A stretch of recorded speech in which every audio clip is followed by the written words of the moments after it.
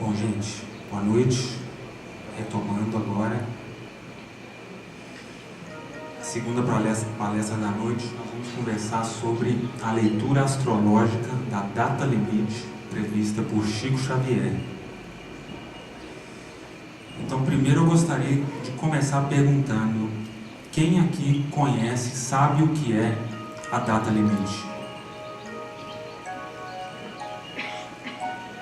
Tá. Então, pelo que eu estou percebendo, a maior parte não sabe.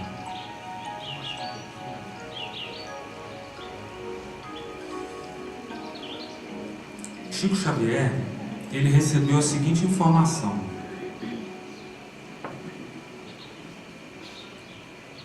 quando o homem pisou na Lua, foi em 7 de julho de 1969, houve uma reunião das autoridades, das excelências espirituais em torno do planeta Terra, onde eles estavam deliberando se compensava prosseguir investindo na humanidade. E o principal motivo era o seguinte: o homem, ele havia desenvolvido até então a arma mais poderosa de todas, que era a bomba atômica. Mas o fato é que quando uma arma dessa era detonada, ela tinha repercussões para além do planeta Terra, para além do sistema solar. Então ela poderia, e pode ainda, comprometer esse equilíbrio que existe em todos esses ciclos dos astros, né? Então, essas outras hierarquias vieram, conversaram, e eles estavam inclinados a interromper o amparo. Mas, segundo Chico Xavier, o Cristo intercedeu e pediu por mais 50 anos.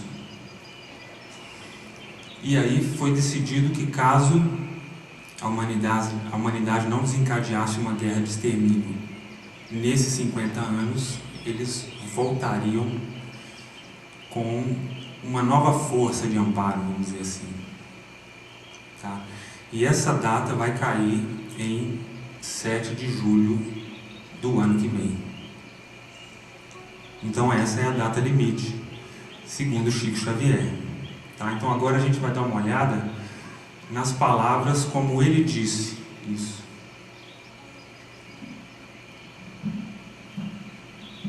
Ó. O homem, por seu próprio esforço, conquistou o direito e a possibilidade de viajar até a Lua, fato que se materializou em 20 de junho de 69. Ó, eu falei 7 de junho, perdão, dia 20.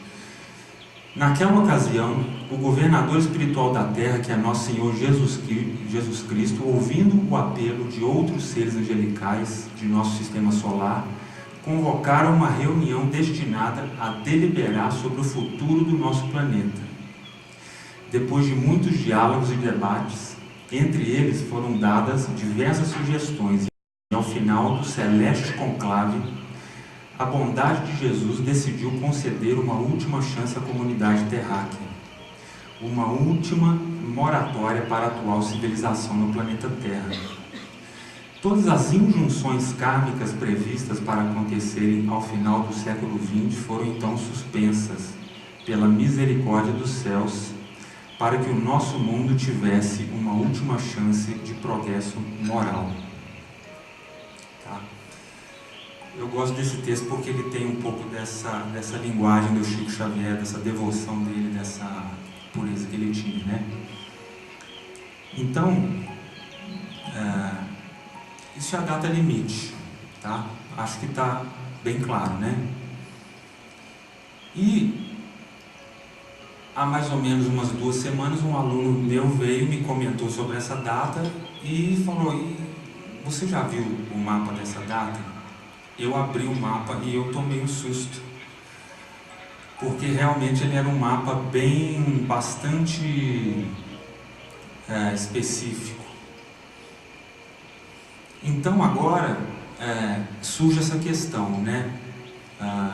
Por que astrologia? Né? De que forma a astrologia pode nos ajudar num contexto como esse? Eu vou contar um pouco para vocês a minha visão sobre isso.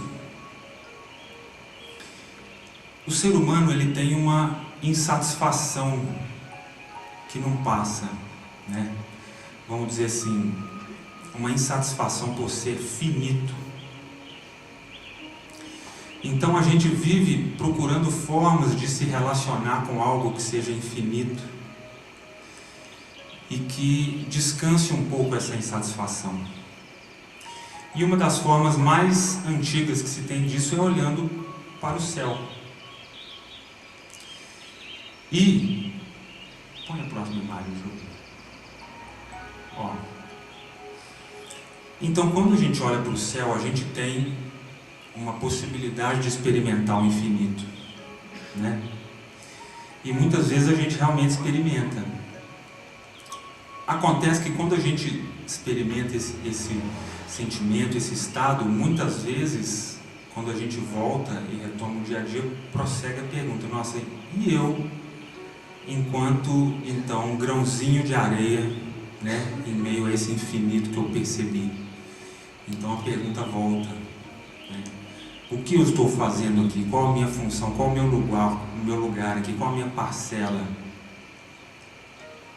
Bom, lá na antiguidade, quando os seres humanos observavam imagens como essa, eles começaram a organizar, identificar, né? A gente tem esse impulso. E eles perceberam que algumas estrelas não giravam, não mantinham o mesmo movimento das outras. Aí eles observavam de novo, e era verdade. Algumas estrelas caminhavam mais rápidas, às vezes paravam, às vezes voltavam. Qual foi a dedução da época? São deuses, né? A palavra planeta vem do grego e significa errantes. Então essas estrelas, elas eram errantes. Muito bem, então começou, é difícil saber o que veio antes, mas provavelmente junto a isso começou todo esse processo de mitologização das constelações. E aí a gente teve origem, por favor, volta um slide, ao zodíaco. Então o zodíaco ele é resultado de uma mitologização das estrelas. E, detalhe importante, o zodíaco ele se propõe a ser um mapa do universo, do infinito, tá? Um bom astrólogo saberá incluir qualquer manifestação aqui dentro, tá? O zodíaco se propõe a isso, tá? Muito bem, então o céu todo mitologizado, aqueles deuses, aquelas histórias, aquelas narrativas, e o homem junto com isso medindo o que aconteceu. Ele fez um casamento entre a matemática, a geometria e a mitologia. A matemática conversando com a razão, a mitologia conversando com o coração. Então, quando cada um de nós aqui nasce, a gente tem uma foto do céu naquele exato momento, e essa foto, que não precisa ser de uma pessoa, pode ser de um evento. Por exemplo, o evento de hoje foi escolhido com base no mapa que a gente observou, que a gente escolheu. Os shows do Ngambicula são escolhidos com base numa leitura astrológica.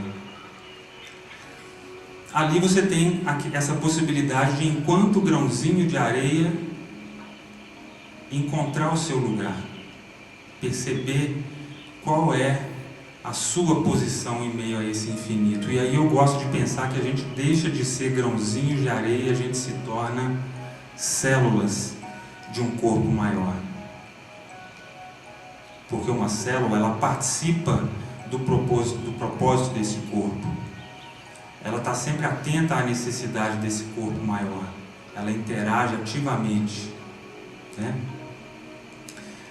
Muito bem, quando a gente se desconecta disso, provavelmente a gente vai cair em padrões de depressão, histeria, obsessão.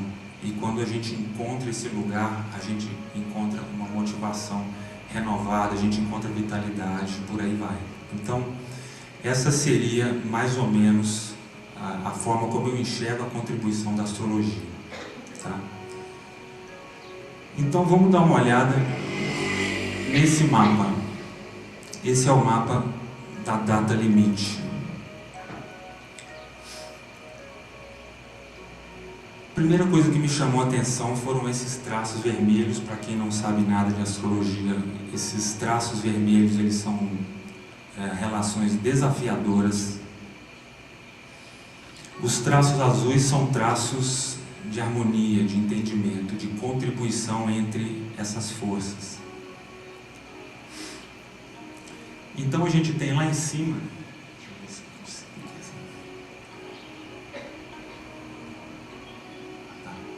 aqui ó, a gente tem dois titãs. Esse que tem a bolinha dentro é o Plutão, e o outro ali do lado é o Saturno, tá? Então, agora eu preciso inteirar um pouco vocês dessa simbologia, né? Para a gente entender por que esse mapa é tão forte. O Plutão e o Saturno, eles estão fazendo uma oposição com, aqui embaixo, cabeça do dragão, Vênus, cabeça do dragão, Vênus, Sol, Mercúrio e Marte, tá? O planeta Plutão, ele mitologicamente ele se refere ao deus dos mortos, ao deus do submundo. Mas ele está atuando há algum tempo no signo de Capricórnio, que é esse signo verde aqui em cima. E o que ele faz? O que Plutão faz? Ele revela o que está oculto. Astrologicamente, é isso que ele faz. Então, ultimamente, a gente tem aí percebido e se perguntado: nossa, mas o que está acontecendo?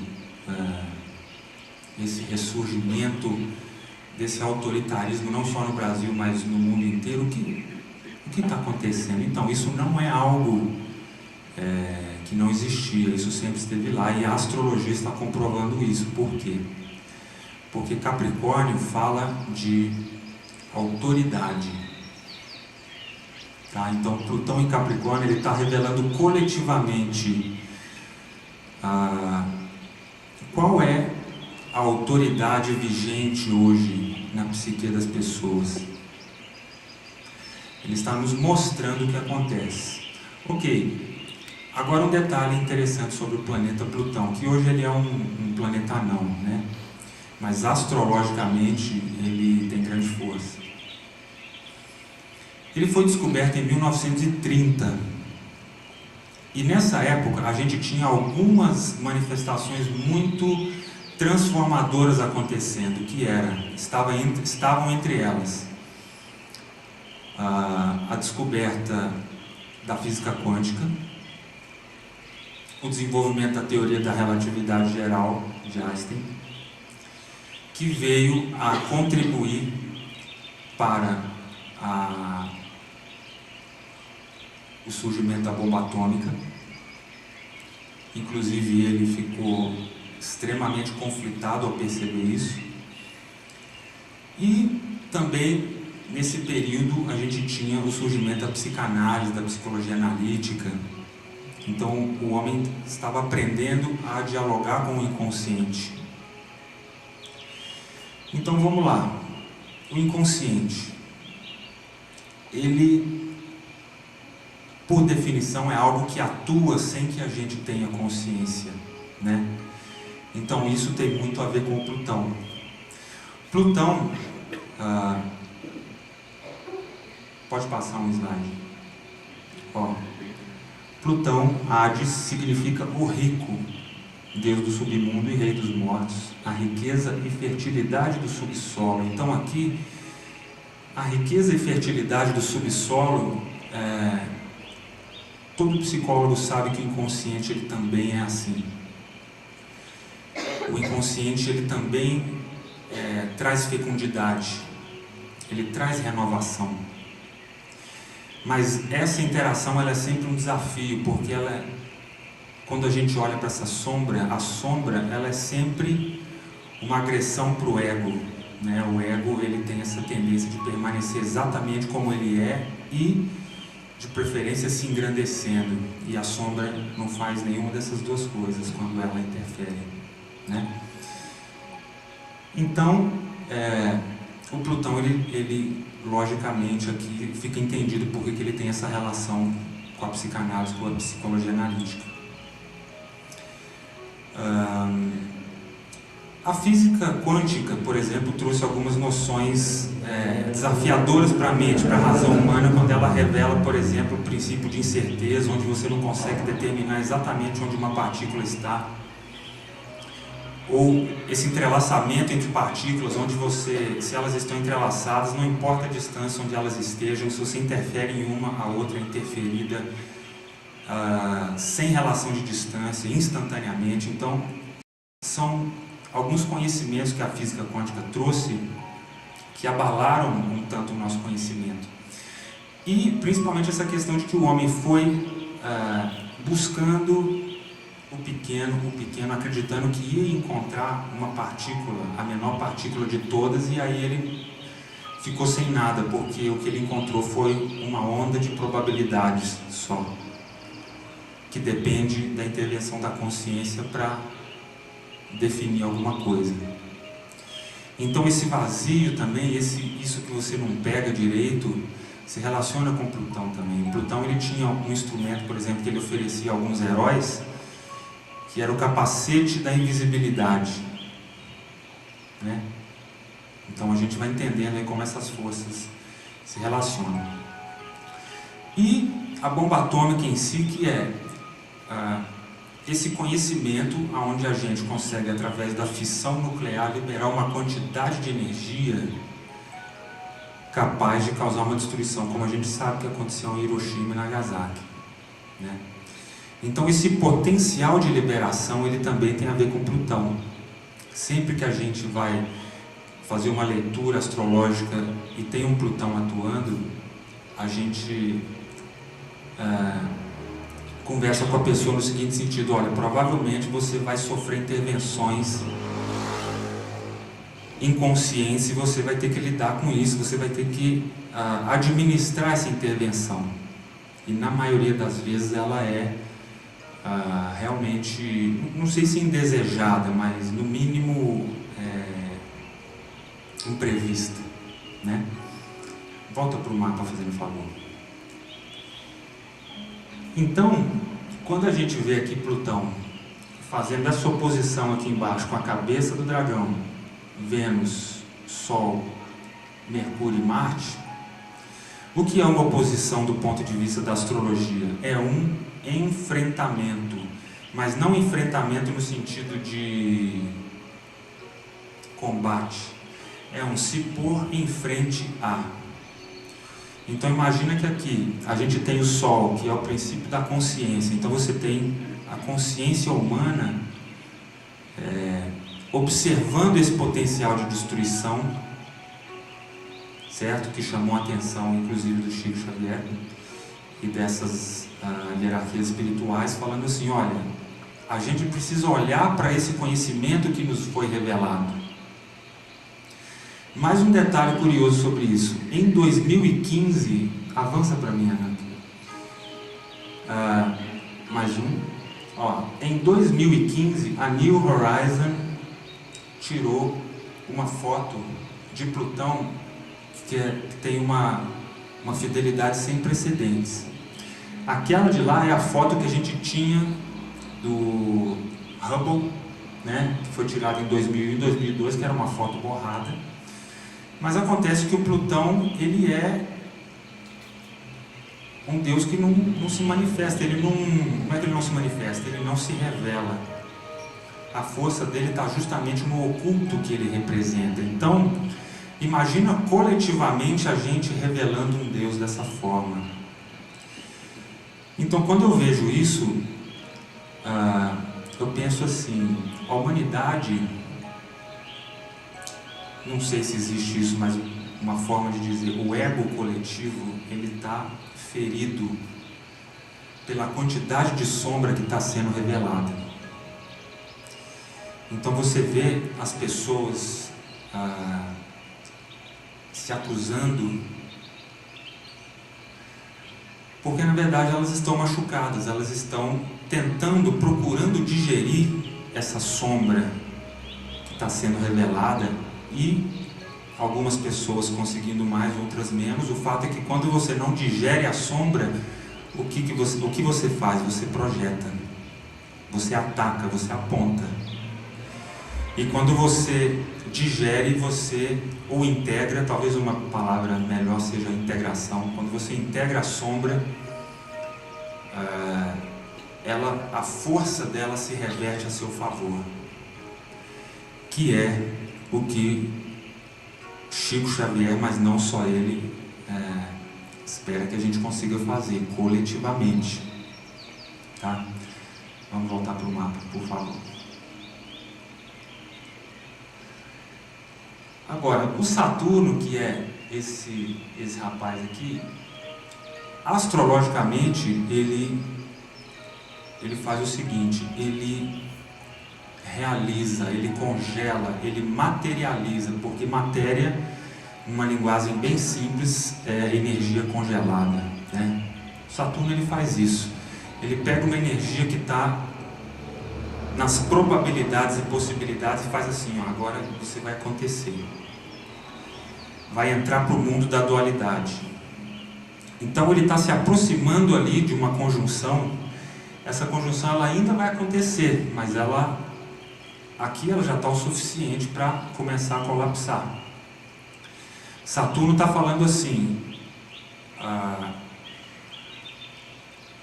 a forma como vocês se relacionam com essa força vai se realizar. Se vocês se relacionam com ela de uma forma integrada, o que vai acontecer com vocês? Vocês vão abrir percepção para o que hoje é invisível. E isso vai se reverter em força para vocês. Se vocês não conseguirem fazer isso, vocês mesmos vão se destruir. Eles nem vão precisar. Apesar de que ele também afirmou que se o homem entrar numa guerra nuclear, o planeta a guerra nem vai durar muito, porque o planeta vai se incumbir com os tufões, os vulcões e os tsunamis, vai varrer a humanidade, principalmente o hemisfério norte, tá? Ele especificou isso. Talvez porque as maiores potências estejam lá, tá?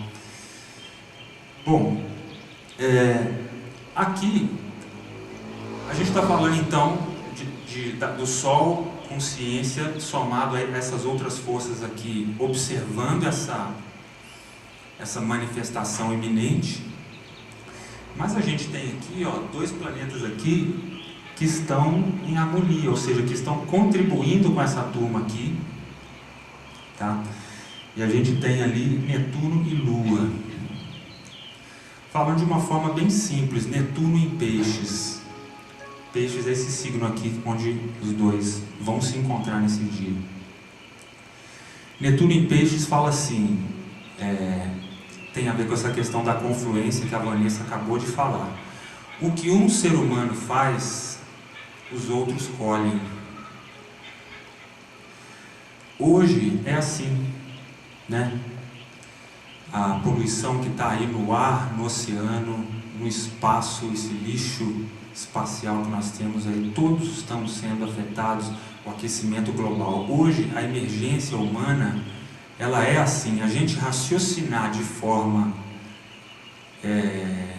nacional só, não cabe mais. Isso é fundamental, por isso o Ngambicula trouxe esse evento, pela paz mundial. Hoje a gente precisa raciocinar mundialmente. E, se possível, segundo o Chico Xavier, universalmente. E a gente vai chegar lá se a gente fizer essa passagem. Então, o Netuno está falando assim: se vocês considerarem que cada atitude de vocês reverbera de forma sutil, porém segura, principalmente do ponto de vista vibratório, se todos nós tivermos consciência de que a nossa vibração interfere, a gente já vai estar contribuindo de forma decisiva nesse processo, tá? E a Lua aqui fortalecendo isso, tá bom? Aqui a gente tem também o Júpiter. Ele está em casa, ele está em Sagitário, e ele está falando assim: eu estou aqui trabalhando pelo esclarecimento, ou seja, não faltará esclarecimento para que isso aconteça. Porém, o esclarecimento ele só não é suficiente. O esclarecimento ele precisa se traduzir em ação, em transformação do padrão vibratório.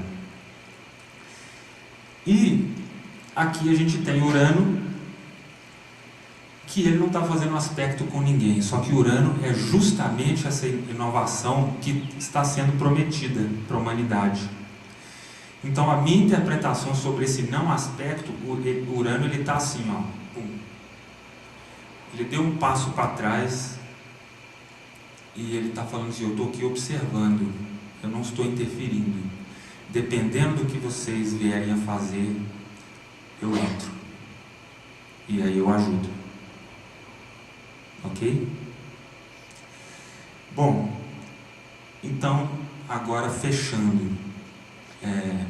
Quando a gente vê que, pelo menos pela minha interpretação, o Plutão aqui está sendo a força decisiva nesse processo, e ele estando em Capricórnio, ele revela então que autoridade é essa que a gente está obedecendo, porque é um fato, a gente está sempre obedecendo alguma coisa, mesmo que seja os nossos impulsos irreverentes, viciosos, né? Então, uma pessoa que obedece e que tem como rei ou autoridade as próprias tendências viciosas, então está claro qual é, né, a autoridade que essa pessoa está servindo. E se essa pessoa reconhece, na verdade, que existe uma força de vida maior que zela por todos, e eu então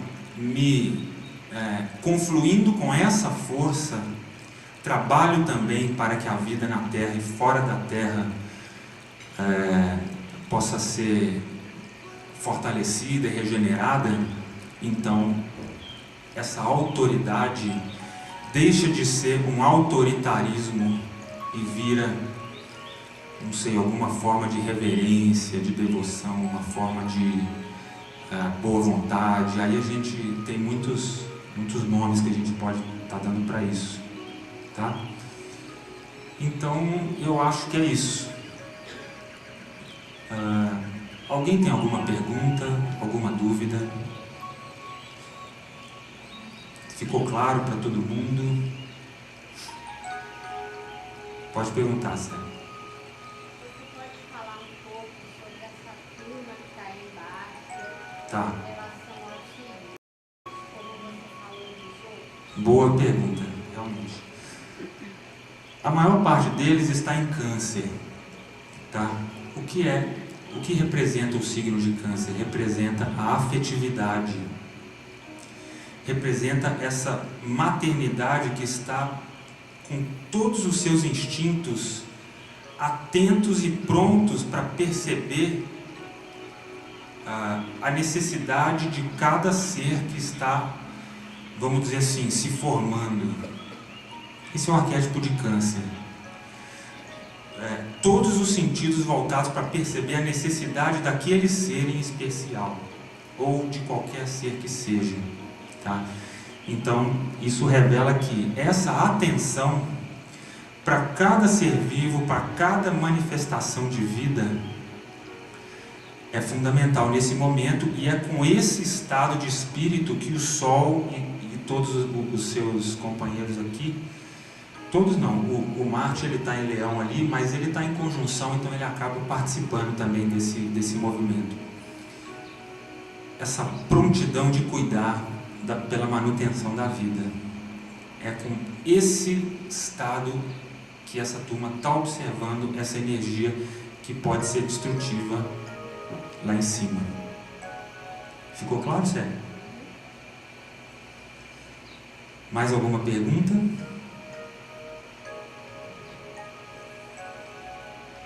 Bom, que bom. Pelo jeito. Pode vir lá. Tem uma data específica da data limite, assim, mas as transformações elas já estão ocorrendo de alguma maneira, né? Na sua opinião, assim, você poderia detalhar um pouquinho de coisas que você acha que está acontecendo, que pode ser um prenúncio dessa... E a sua opinião pessoal também sobre um procedimento que a gente possa ter para ajudar nessa nova era, digamos assim, nessa transformação. Sim. Tá. Olha, o Plutão e o Saturno, eles estão em Capricórnio há algum tempo. E eu particularmente vejo isso como uma das atuações mais fortes realmente. Então isso já está dentro disso que eu estou falando. O planeta aqui, Urano, ele entrou em Touro recentemente. Ele não está aqui agora, ele está bem no comecinho aqui, ó, hoje. Acontece que o Urano ele é uma energia muito celeste, muito elétrica, muito mental. E Touro é um arquétipo corporal, físico, feminino, de afeto, base, prazer. Então, essa atuação de Urano sobre Touro está revirando a nossa base, porque o Touro ele é a base, tá?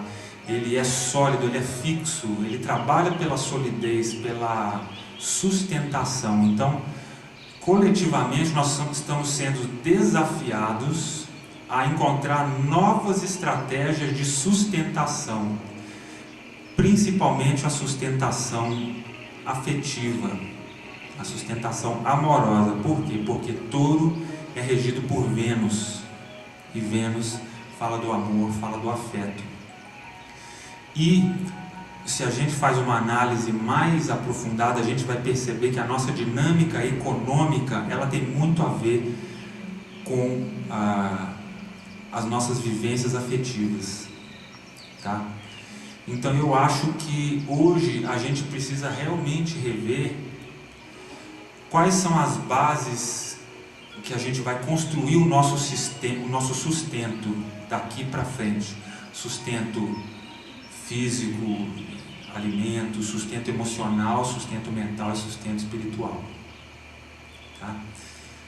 Olha, sobre o que a gente pode fazer, eu acho assim, o Pavitra ele vai entrar com uma palestra daqui a pouco, ele vai...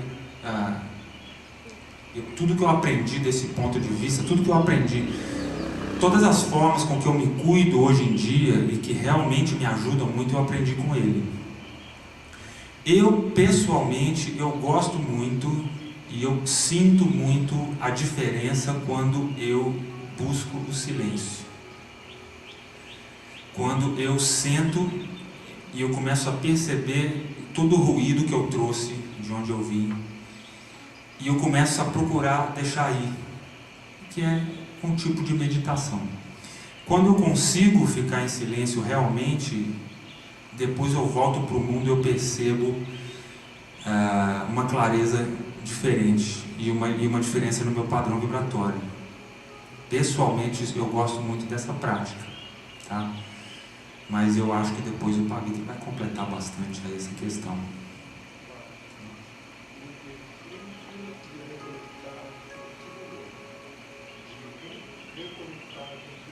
O exercício de reconectar consigo mesmo.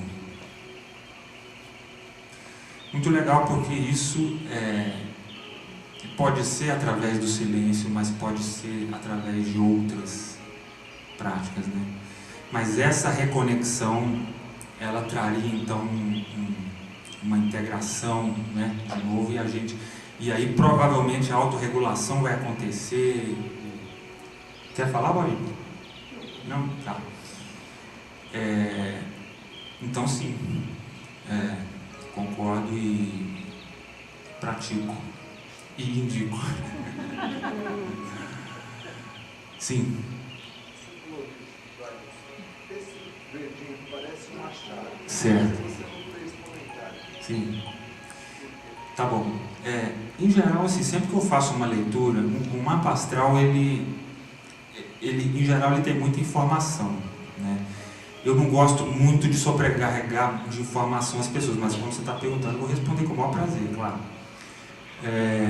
Esse é o Quiron, ele é um asteroide. O Quiron, ele é aquela figura mitológica que é cavalo da cintura para baixo e humano da cintura para cima. Tá? Ele é uma representação dessa dualidade humana de que ele acessa o divino, mas ele está, não sei se a palavra é preso, mas ele está ligado ao animal. Então isso cria uma certa tensão, isso cria uma dor. Mas ele tem uma questão muito importante, que é o seguinte: o Quiron, ele era extremamente sábio e ele era um curador. Então a leitura que eu faço é assim: onde ele se encontra, a gente vai fazer contato com essa dor de ser animal, mas de querer ser melhor. Mas o contato com isso e o lidar com isso vai fazer a ponte para a gente acessar a nossa espiritualidade, o eu superior, tá? Então o Quiron, ele faz a ponte para o eu superior. Aqui no caso, ele também está apoiando o pessoal. Você vê que ele tem uma linha azul com a turminha ali. Então ele está falando assim: olha, eu sei que o momento é doloroso, mas é preciso ter sabedoria, e eu estou aqui contribuindo com a minha parte.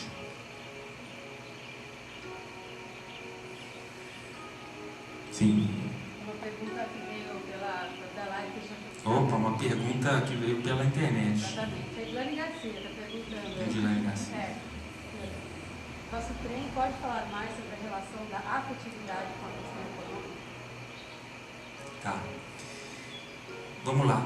A minha visão sobre isso, pediram para eu falar da relação entre a afetividade e a questão econômica.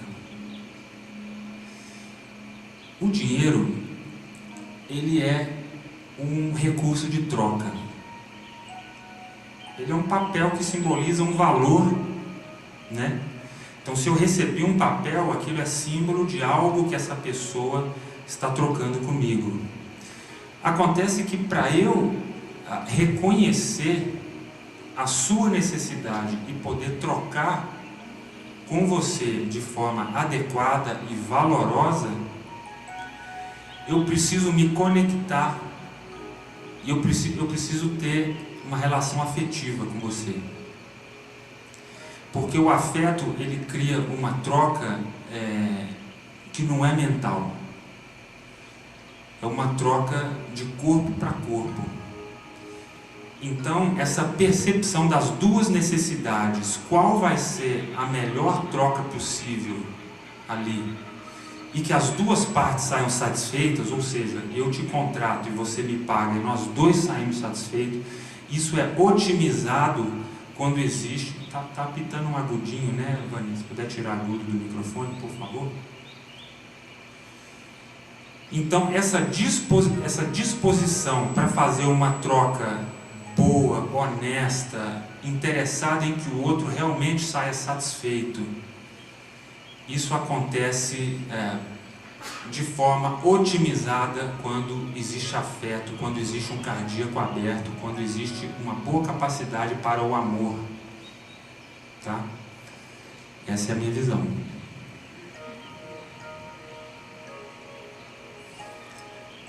Mais alguma? Bom, eu fiquei curiosa de saber essa linha verde trocada. Isso é uma possibilidade? Tá. essa linha verde tracejada, ela é desafiadora. Eu acho que eles decidiram colocá-la numa outra cor porque ela não é um desafio revelado. Onde a gente encontra esse aspecto que se chama quincúncio, a gente lida com uma relação de troca que as duas partes, não é nem que elas têm algo contra uma a outra, mas elas nem encontraram ainda como trocar. Tá? Então é meio que quase um pouco de Torre de Babel e um pouco de inconsciência nesse meio, porque se pousasse a consciência, essa troca aconteceria. Então esse aspecto, ele também, a gente interpreta que ele pode levar a somatizações. O quincúncio pode levar a somatizações. Por quê? Porque a somatização acontece quando o conteúdo é jogado para o inconsciente. Tá? Nesse caso ali, é um quincúncio da Lua com Marte, que está dizendo assim: olha, o Marte é ação e a Lua é o autocuidado, a autopreservação. Está falando assim: olha, cuidado com a ação, porque nesse dia a ação e a autopreservação podem não estar se relacionando adequadamente, se percebendo adequadamente, tá? Mas o fato de ser um quincúncio está falando assim: cuidado, tá? É isso. Sim. Boa noite. Boa noite. No ano de 2016, eu entrei em contato com a Caixa da Terra. Tudo aquilo que você vai falando vai despertando em mim a leitura desse documento. Sim. E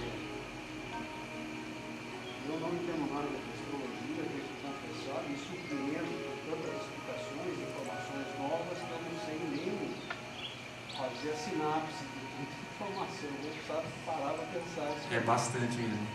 Mas eu consegui literalmente fazer uma relação entre tudo que você falou com a Carta da Terra. A Carta da Terra? Chama Carta da Terra. Um dos brasileiros que ajudaram a escrever essa Carta da Terra é o Frei Leonardo Boff. Sim. Né? E é uma coisa tão potente quanto essas questões aí, que eu vou agora, até de uma maneira errada, né, nominar como metafísica. Sim. Né? E aqui a Carta da Terra é concreta, né, que são os princípios éticos, essa equidade que você cita na troca dos valores entre um produto e um dinheiro, a satisfação de ambos, quando se troca essa energia boa nesse negócio, né, as pessoas saem maiores e isso efetivamente reverbera para as pessoas que estão próximas. Sim. Né? Então a Carta da Terra trata disso. Eu até liguei o celular, que eu não costumo muito fazer isso não, em palestras assim, mas eu vim lá recorrer aqui, é um documento que eu sinto e vejo, entendo de muito mais valia. Sim. Né? Eu diria, como um economista que nunca, graduado, mas nunca se aprofundou muito na matéria, eu diria que a Carta da Terra, ela é socialista. Certo. Tá bom. Obrigado. Eu acredito sim que tem tudo a ver, porque está tudo interconectado, né? E Netuno está aqui revelando isso para a gente, e ele está dizendo o seguinte: mais do que a gente pensa, está tudo interconectado, né? Quanto mais ensimesmado nós formos, menos nós vamos perceber isso. Quanto mais a gente abrir a percepção, mais a gente vai perceber que tudo está interconectado, né? Ok. E aí, que horas são? Eu acho que é uma boa hora para a gente encerrar. Gente, muito obrigado. Então, a gente vai dar um pequeno intervalo de trabalho.